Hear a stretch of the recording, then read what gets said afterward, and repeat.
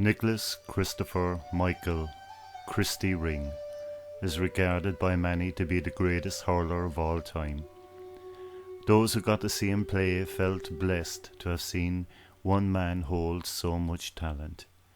Those who played with him tell us it was an honour and a privilege to take to the field knowing Christy was by your side. Those who played against him will tell you it was a lesson and an education to watch him master at his craft. Christy Ring was to hurling what Pelé was to soccer.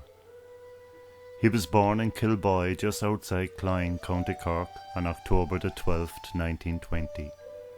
He played for Clyne and St Enda's of Middleton, and he joined his beloved Glen Rovers in 1941 and played with the club until 1967, a total of 26 years.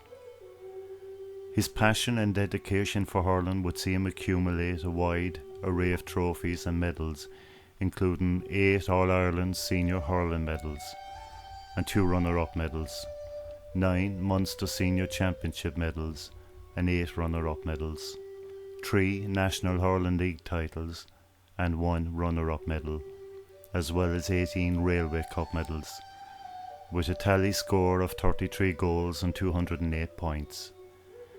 He was also included in the hurling team of the century and in 1984 the hurling team of the millennium. A non-smoker and teetotaler his entire life, Christy was also a devout Catholic.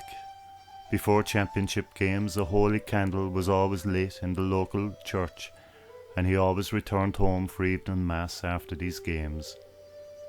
He donated his record-breaking 8 All-Ireland medals to form part of a special chalice in St Augustine's Church on Washington Street in Cork.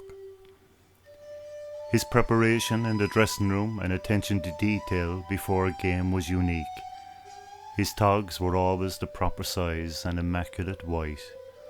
The lacing of his boots was a ritual. Starting with the lower eyelets, he inserted both ends of the lace on each eyelet, criss-crossing and interlacing until he reached the top, tightening at intervals with those wrists of steel. When the top was reached, the lace was brought around the ankles twice, followed by a further tightening, and the knot was tied. When both boots were properly laced, the work was tested by standing in the middle of the dressing room and jumping up and down. If the test was not to his satisfaction, the boots were untied and the entire process repeated until he was satisfied perfection had been achieved.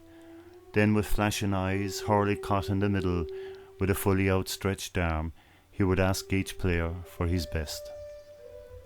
On March the 2nd, 1979, while passing the Cork College of Commerce, Christy Ring suffered a massive heart attack and died. He was 58 years of age. His funeral was one of the biggest ever seen in Cork, with up to 60,000 people lining the streets. Pupils from Farn Ferris provided a guard of honour, and his coffin was draped in the colours of his beloved Glen Rovers, black, green and gold. Christy's graveside oration in Clyne was delivered by former teammate and the then Taoiseach Jack Lynch. In finishing, Lynch claimed, "As long as young men will match their hurling skills against each other on Ireland's green fields, as long as young boys swing their commands for the sheer thrill of the feel and tingle in their fingers of the impact of ash on leather, as long as hurling is played, the story of Christy Ring will be told, and that will be forever."